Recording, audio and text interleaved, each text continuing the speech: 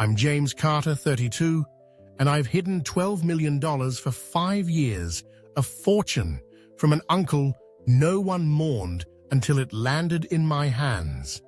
I kept it from them all, especially my sister Emily, because I knew money twists souls. Last autumn, at a family dinner in Whitestone, it blew up.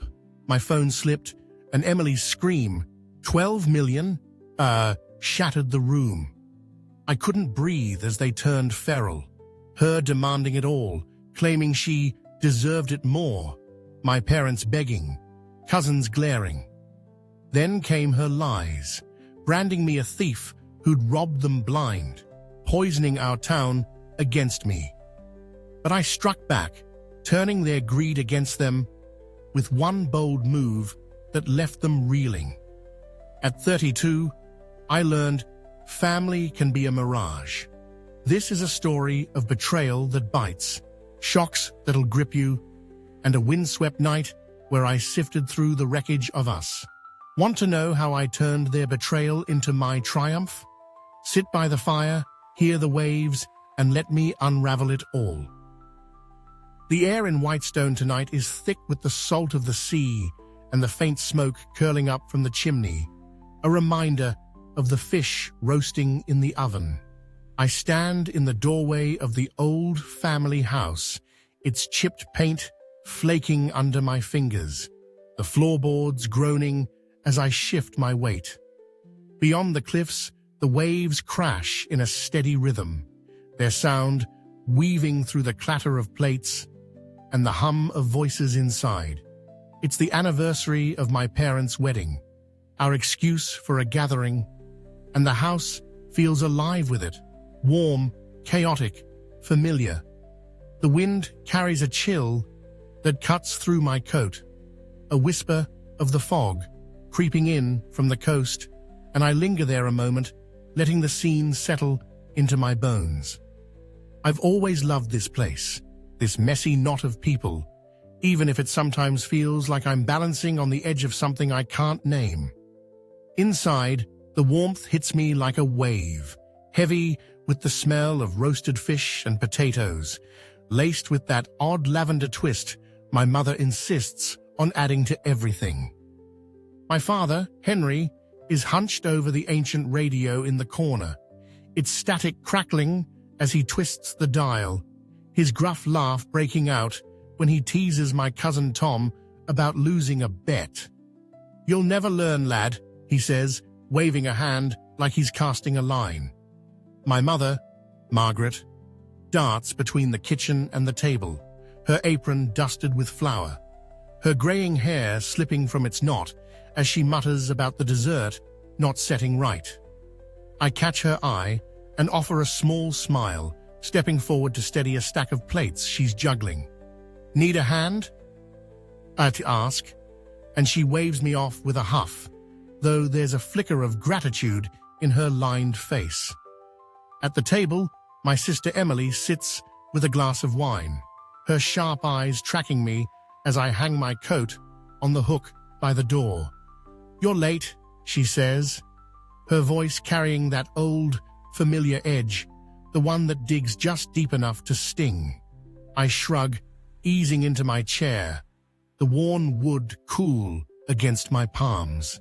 "Got held up," I mutter, keeping it vague, though the truth is, I'd lingered by the shore, watching the tide chew at the rocks, trying to shake a restlessness I couldn't pin down. She smirks, swirling her glass, and I feel her gaze linger. Too long, too knowing. "Still scraping by at that library?" She presses, and there's a bite to it, a hook I sidestep with a quick, "It's fine," keeps me busy. I focus on the bread Tom slides my way, ignoring the way her question hangs in the air like a challenge. The meal unfolds in a blur of noise and flavor, the fish tender, the potatoes crisp, the wine sharp on my tongue. My father launches into a story about a fishing trip gone wrong, his hands painting the air, and I laugh with the others, letting the moment pull me in. Tom and Lucy bicker over the last roll, their voices rising until Margaret snaps at them to behave, and I lean back, soaking it in. This is why I come back, I tell myself. The chaos, the warmth, the sense of belonging I can almost touch. But then Emily leans forward, her glass clinking against the table, and says, "So, what's new with you, little brother? Anything exciting?" Her tone is casual, but her eyes aren't, and my stomach twists. I brush it off with a grin. Same old, and reach for my phone to check the time. A habit, nothing more.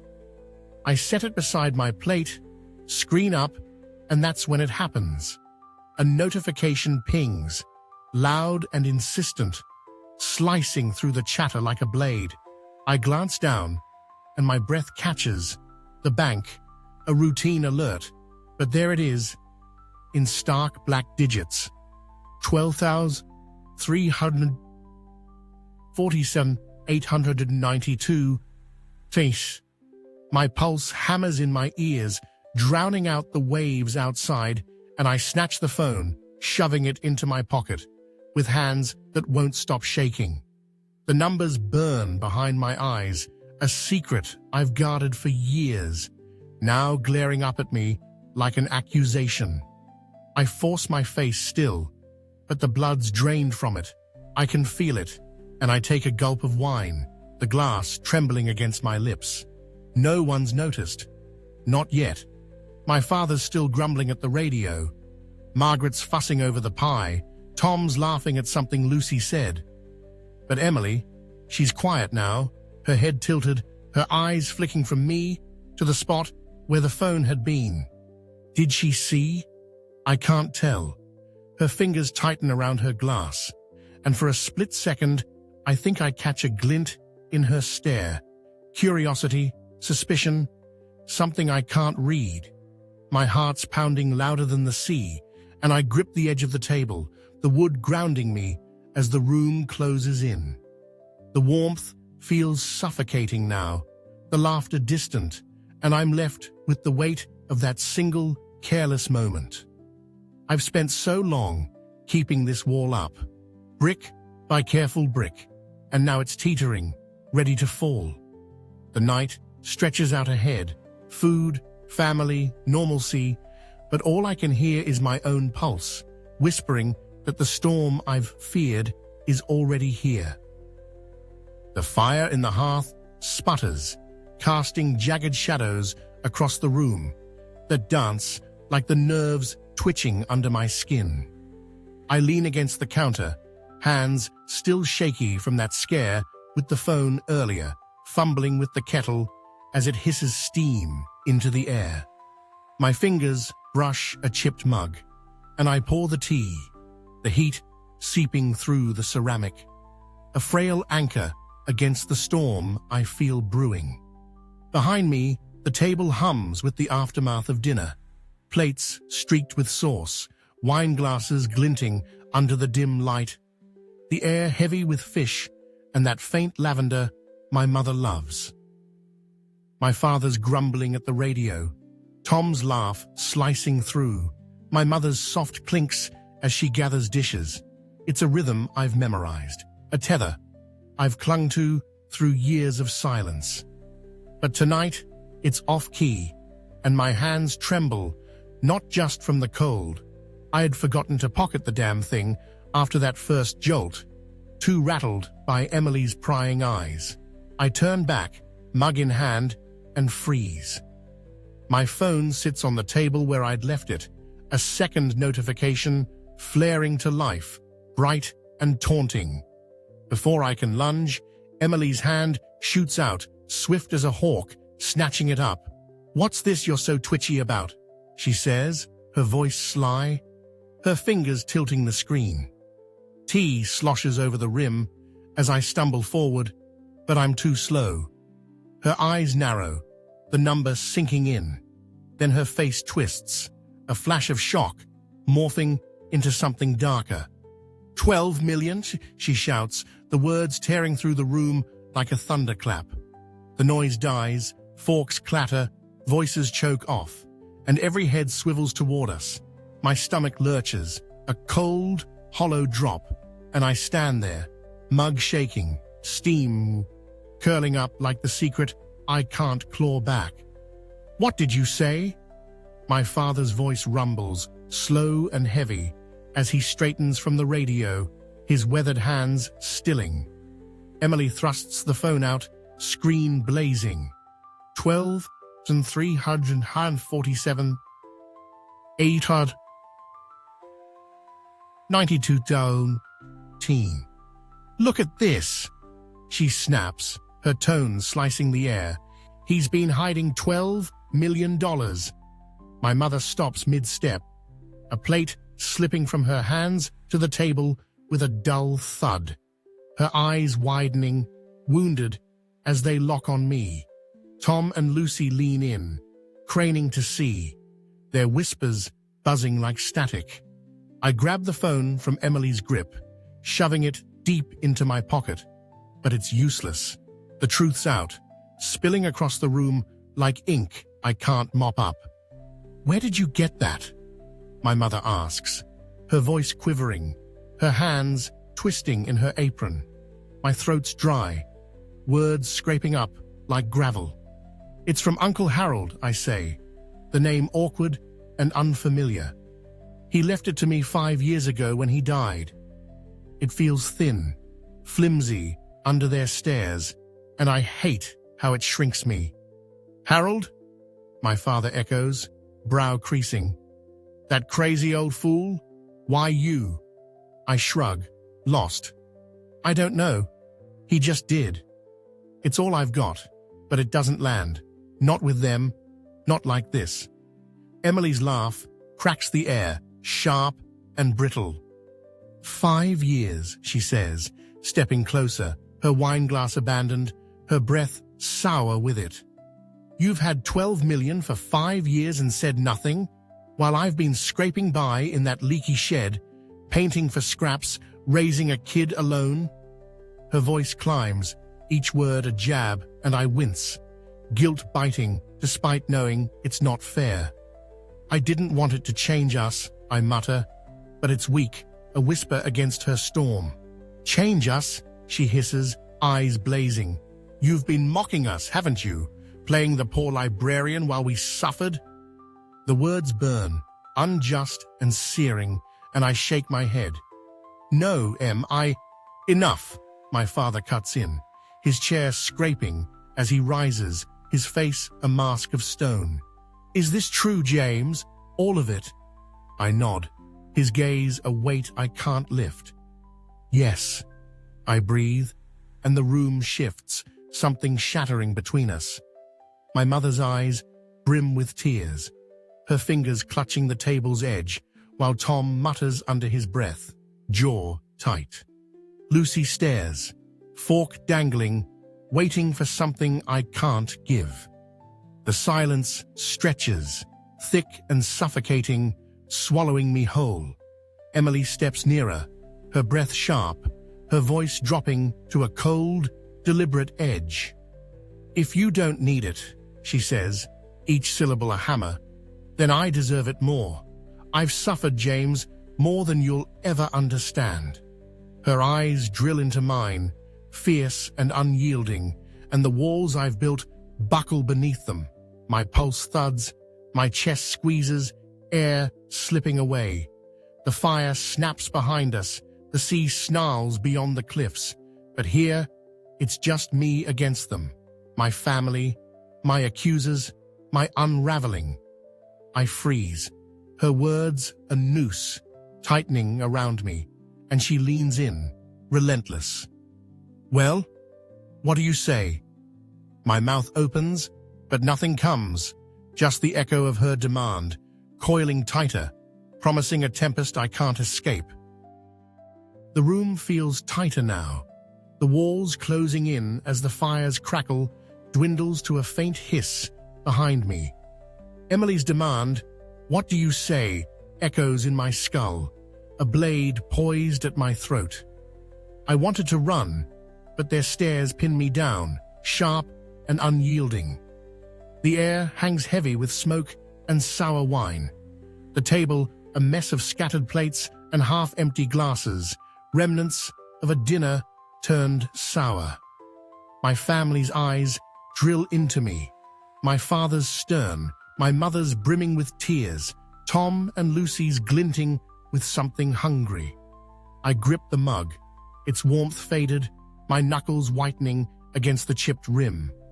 The sea outside snarls, a low growl mirroring the tempest swirling here, and I'd give anything to let it sweep me away from this choking silence. My father shatters it first, his voice rough as the cliffs beyond Whitestone. "You've got explaining to do, James." He steps forward, his shadow stretching long, and I'm a kid again, caught red-handed. 12 million's no small secret. What were you planning? His words land like blows, and I wince, grasping for something solid. I wasn't planning anything, I say, my voice shaky and thin. I just didn't want it to tear us apart. It's the truth, stripped bare, but it falls flat, met with Emily's scoff. "Tear us apart?" she snaps, arms crossing, eyes blazing. "You tore us apart by lying, and now you sit on that fortune while we're drowning?" Her finger stabs the air, aiming at herself, then the room. "I need that money, James. I deserve it, after all I've endured." Her voice cracks, fury laced with pain, and it knots my chest despite myself. My mother's sob cuts through, soft and broken. "We've had debts piling up," she says, wringing her apron, tears streaking her cheeks.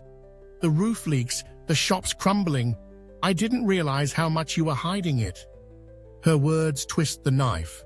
I'd seen pieces of their struggles, helped where I could, but never the full weight. "I didn't either," I mutter, half to myself, but it's drowned by Tom's sharp voice. "I could use some of that. Car payments are killing me." Lucy nods, her eyes flicking between us. "And the kids' fees, they're bleeding us dry." Their demands stack up, a tower of need pressing down until my lungs burn. Guilt claws at me, fierce and unyielding, but then it snaps. "Wait," I shout, slamming the mug on the table, the thud silencing them. Their faces freeze, and I let it pour out, raw and unsteady. "I've helped you, all of you. You just didn't know it was me." Their eyes widen, confusion rippling through, and I push on, breathless. "That car, Tom, I paid the last 3 installments when you were sinking. The shop, Mum? I cleared the supplier debts 2 years ago when they nearly shut you down. Lucy, those school fees, I sent the checks, no name attached." I stop, chest heaving, watching their jaws drop, their stares falter. "I didn't want praise, I didn't want this." The words hang there, heavy as the fog rolling in from the coast. Emily recovers first, her laugh cold and slicing. "So you're the hero now? Sneaking around, tossing us your little scraps?" Her eyes flicker, a flash of doubt, before the venom surges back. "That doesn't wipe out what you've hoarded.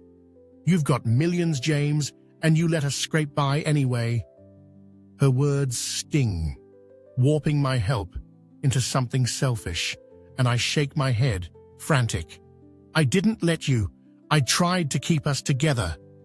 My voice cracks, but it's no match for her fire. "Together?" my father growls, fists tightening. "You broke us when you hid this. Think your little scraps fix that?" His tone cuts deeper than I expect, and I stagger back, the counter jabbing my spine. My mother's cries sharpen, her hands hiding her face. "We trusted you," she whispers, each word a splinter, and it guts me worse than Emily's rage. Tom mutters something, his jaw clenched, while Lucy's silence screams louder than words. The room spins, my family slipping through my fingers even as they stand here, accusing. Emily closes in, her breath hot, her voice a low hiss. You've got no excuse, James. If you won't use it, give it to us, to me. I've earned it. Clawing through life while you sat on this pile. Her eyes lock mine, relentless, and I'm drowning, their anger, their hurt, their greed crashing over me. The fire spits a fading ember. The sea roars beyond. But I'm trapped, caged by the people I'd die for. She steps closer, her shadow swallowing mine, and hisses, "Say something." My hands tremble, my mind blanks, and I'm caught. Her demand a chain I can't break, pulling me deeper into a storm I never meant to unleash. The wind howls off the cliffs, a bitter lash against my face as I sit on the beach, the sand cold and damp beneath me. Emily's hiss, "Say something," still coils in my ears, tight as the noose she'd strung with her words.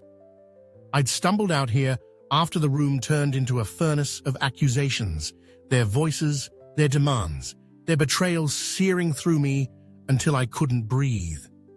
The sea churns black beyond the shore, waves crashing in a fury that mirrors the chaos I'd left behind, and I clutch my knees, the salt air stinging my lungs. The house looms behind me, its lights faint through the fog, a beacon I can't face. My hands tremble, not just from the cold, and I feel the weight of it all, the money, the lies, the family I thought I knew, crushing me into the pebbles. Inside, it had unraveled fast. Emily's shadow had swallowed mine, her demand hanging like a guillotine, and I'd choked, my silence fueling her fire. "You're selfish," she'd spat, her voice venom dripping into the cracks of my resolve. "You've got no right to that money, not when I've bled for every penny I don't have." Her words hit hard, and I'd staggered back, my voice breaking as I tried to fight. "I didn't ask for it, Em. I didn't want this." But she'd laughed, a sound sharp enough to cut, and the others piled on. My father's growl, "You've shamed us," rumbled through, his fists clenched, while my mother's sobs, "How could you?" pierced deeper than any shout. Tom and Lucy circled like vultures, their muttered grievances blending into a wall of noise I couldn't breach. I'd tried to stand my ground, my chest heaving as I shouted over them. "I helped you, kept us afloat, and this is what I get?" But Emily had rounded on me, her eyes wild. "You think that's enough? You think your pity fixes years of watching me struggle?" Her breath was hot, her face inches from mine, and I'd felt the room spin, their anger a tide pulling me under. Then she'd gone too far. "Give it to me," she'd demanded, her voice dropping to a snarl, "or I'll make sure you regret it." It was a threat, raw and real, and it snapped something inside me, a thread I'd been clinging to since her first scream. The air had thickened, their voices a roar, and I'd bolted, shoving past them, their hands grasping at nothing as I fled. Out here, the night wraps around me, dark and vast. The seas growl louder than their echoes. I sit, my breath ragged, the cold seeping into my bones, and I replay it, every word, every glare. I'd hidden the money to protect us, to keep them from turning into this, into strangers with outstretched hands and bared teeth. I'd seen it before, years ago, when Uncle Harold's wealth drove a wedge through the family, aunts and uncles sniping until he cut them off. I'd sworn I wouldn't let it happen to us, but here I am, alone on this beach, the truth bitter as the salt on my lips. Then it hits me, a whisper from Lucy earlier, half heard in the chaos.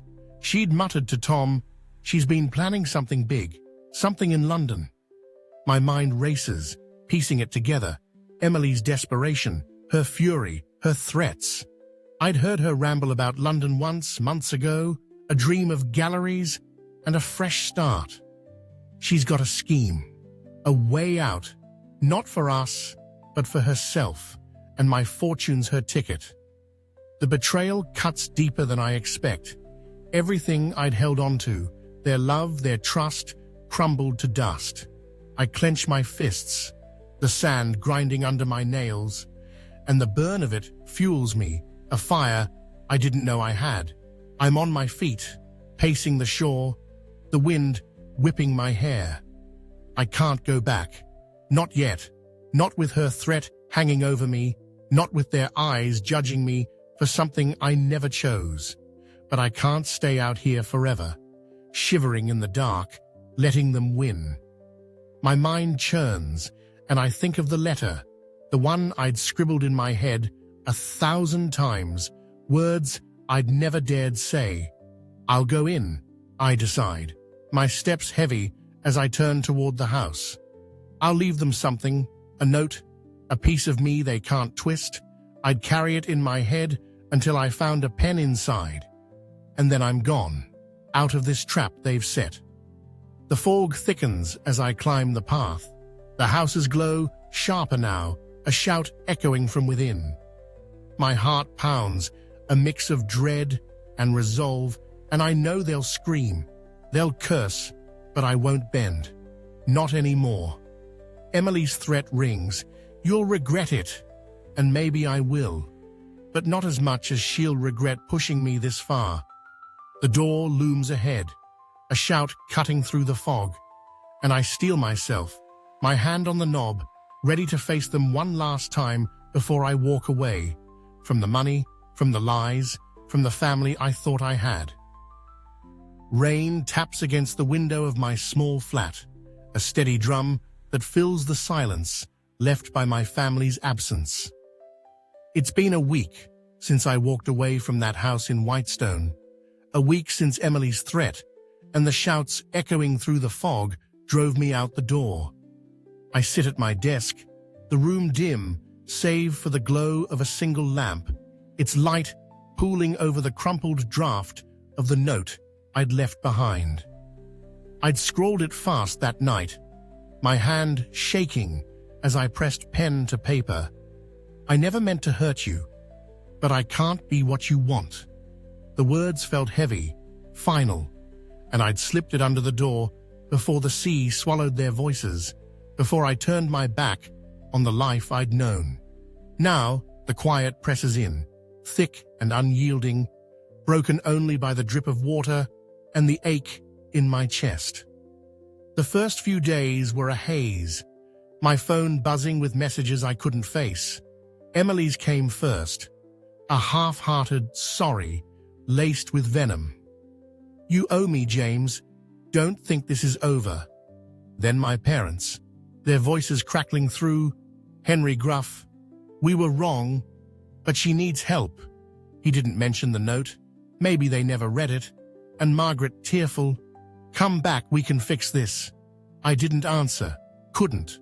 The weight of their pleas, too much after what I'd seen.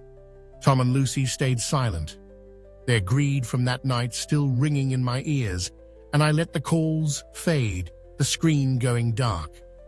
I'd thought distance would dull it, the hurt, the betrayal, but it lingers here, heavy as the fog that clings to Whitestone. Then, yesterday, it shifted. A friend from town, Old Man Peters, rang me up, his voice low over the crackling line. They're talking, James, he'd said, saying, you stole that money from your own kin. My stomach sank, the room tilting as his words hit. Emily's been flapping her mouth at the pub, telling anyone who'll listen, you cheated them out of an inheritance. She's twisting it to force my hand, to make me pay. I'd hung up, my hands trembling, the truth warped into something vile. She'd done it, spread a lie so thick it stuck, turned the town against me with a story I couldn't outrun. I pace the flat now, the rain streaking the glass, and feel it, the isolation, the sting of being cast out, not just from them, but from everything I'd called home. I sink into a chair, my head in my hands, and let it unravel every moment from that night. Emily's wild eyes, her threat, "You'll regret it," weren't just words. They were a vow she's kept. I'd seen her plan then, pieced it from Lucy's whisper and her old rants about London, a gallery, a new life, all riding on my money. She didn't want us, didn't care about fixing anything. She wanted out, and now she's burning me down to get there. The realization hardened something in me, a steel I didn't know I had. And I look up, the rain, a mirror to the storm inward. I don't need their trust, don't need their love if it's this, a leash tied to a fortune I never asked for. My phone buzzes again, Emily's name flashing, and I let it ring. Her words from days ago looping in my mind. "You owe me." I owe her nothing. Not after this, not after she's painted me a thief in a town that once knew me. But I can't just sit here, stewing in the dark, letting her win. I think of the money, that cursed pile I'd hidden for years, and an idea sparks, sharp and clear. I'd toyed with the idea for years, giving it away where it mattered, keeping it from tearing us apart. But they've shown me what it's worth, what they're worth. I grab my coat, the rain drumming louder, and decide, not out of spite, but clarity. I'll use it, not for them, but for something real, something they can't touch. The next morning, I'm at the bank, the clerk's eyes widening as I sign the papers, transferring a chunk of those millions to a children's home in Whitestone, a place for kids with no one like I feel now. I do it under their name, the Carter Family Fund, not for forgiveness, but to shove it back at them, proof I'm not the monster they've made me. Peters calls later. "It's been brewing all week, but now they're gobsmacked, lad," his voice gruff with awe. I don't smile, don't feel triumph, just a quiet release, the weight lifting as I watch the rain ease outside. They can't take this from me, can't twist it into their lies. I sit back, the flat still dim, but lighter somehow, and know it's not over. Emily's out there, her venom seeping through Whitestone, and they'll come again, with apologies or demands, I can't tell. But I've shed something, a skin I didn't know I wore, and I'm done bending. The rain slows, a faint sun breaking through, and I lean against the window, the glass cool on my forehead. The phone buzzes again, her name on the screen, and I'm ready for whatever they throw next, because this time I'm not running. The air in my flat hums with the warmth of voices, a soft chatter that drifts over the clink of glasses and the crackle of logs in the fireplace. It's a year since that night in Whitestone, a year since I stood against the storm of my family's greed, and tonight I've opened my doors to friends, not kin, for a quiet autumn gathering. The scent of roasted chestnuts fills the room, the windows fogged with the breath of laughter, and I lean against the counter, a glass of cider cool in my hand. Outside, the sea whispers against the cliffs, a murmur I've grown to love, steady and unjudging, a far cry from the shouts that once chased me out. I've built something here, a life piece from the wreckage, and it feels lighter, truer than anything I left behind. The year wasn't easy. Emily's venom lingered, her tinny voice buzzing through my phone after that donation. "You think this makes you better than us?" I'd let it ring, her words a fading echo of the woman who'd turned Whitestone against me. The town had buzzed for weeks, Peters relaying whispers of shock, then grudging nods, as the children's home thrived under the Carter name. My parents called too, their voices softer, strained, Henry grumbling, "You didn't have to do it that way." They'd stopped after that last call I ignored, and Margaret pleading, "We miss you, James." I'd listened, my chest tight, but kept my distance. Their half apologies too tangled with Emily's shadow to pull me back. Tom and Lucy faded entirely. I'd tried once, a call that went cold, then let it go. Their silence a relief. A cut tie I didn't mourn. Then she came, 3 months ago, unannounced. I'd opened my door to find Emily standing there, her coat damp from the drizzle, her eyes hollow, not fierce. I was wrong, she'd said, her voice small, cracked. I don't want the money anymore.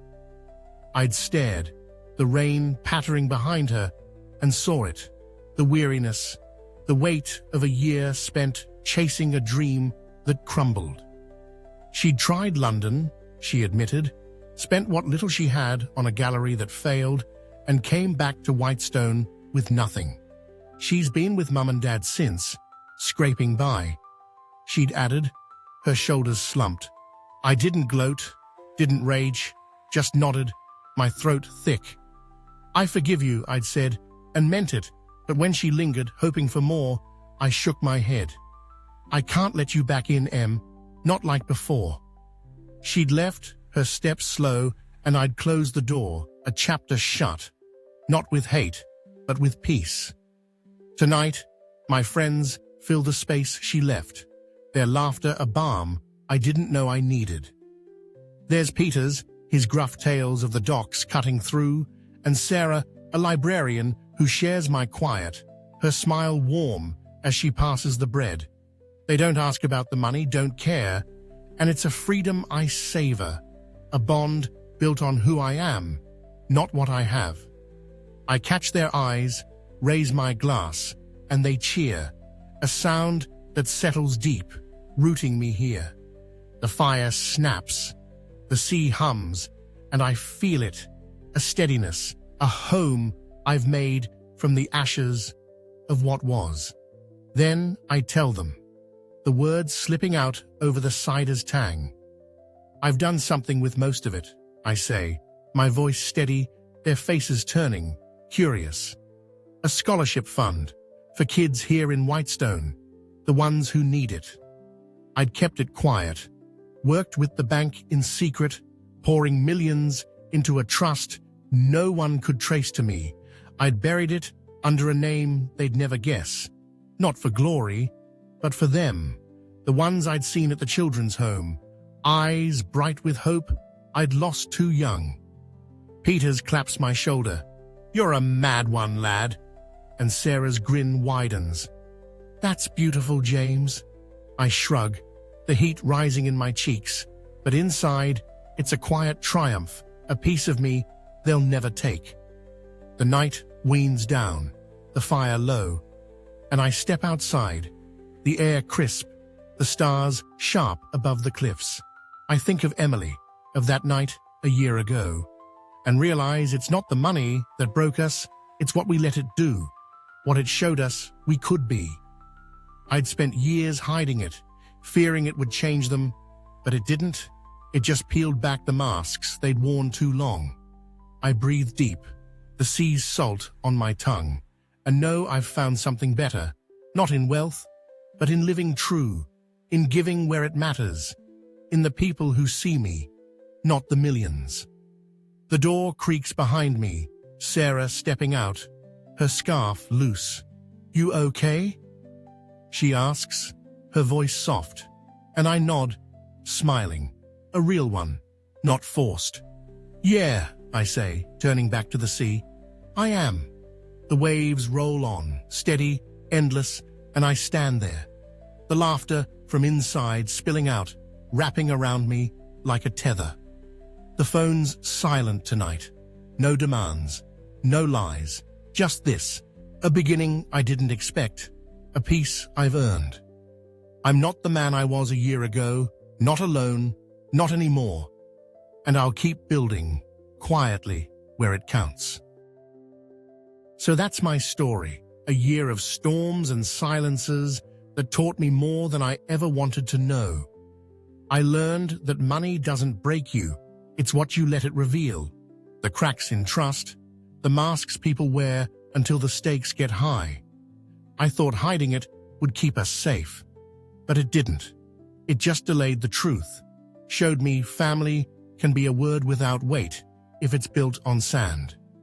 Walking away, giving it where it mattered, that's what set me free. Not the millions, but the choice to live true to myself. I'm stronger for it, scarred, sure, but standing taller than I ever did under their roof. What about you? Ever had family turn on you over money like mine did? How'd you find your way back? I'd love to hear your thoughts, your stories. Drop them below. Let's talk about what it means to find your own shore after the waves crash. I'm sharing this from my corner by the sea, and this isn't goodbye, just a pause.